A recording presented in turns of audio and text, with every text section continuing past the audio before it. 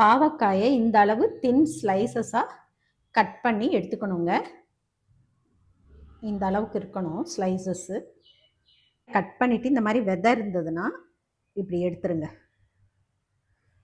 விதையை எடுத்துருங்க.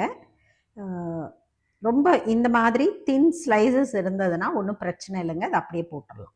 கொப்பரையில் வச்சு வேக வச்சு எடுத்துக்கிடணுங்க. பாவக்காய் வெந்துருச்சுங்க. இது எப்படி எடுத்து இப்படி நசுக்கி பார்த்தீங்கன்னாலே தெரியும். இந்த அளவு வெந்த உடனே நம்ம எடுத்துடணும்.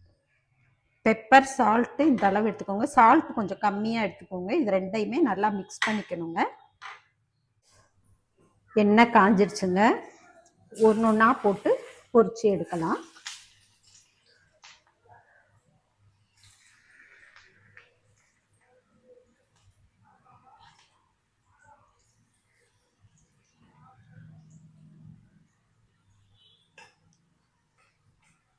நல்லா பொரியணும்.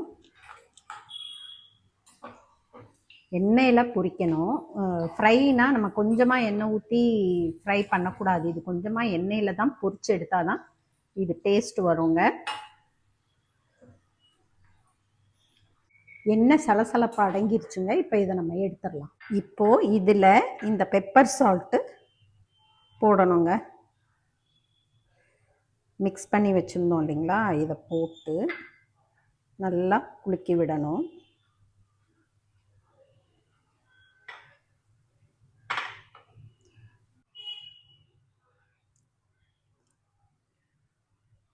பாவக்காய் பெப்பர் ஃப்ரை ரெடிங்க. ட்ரை பண்ணி பாருங்கள்.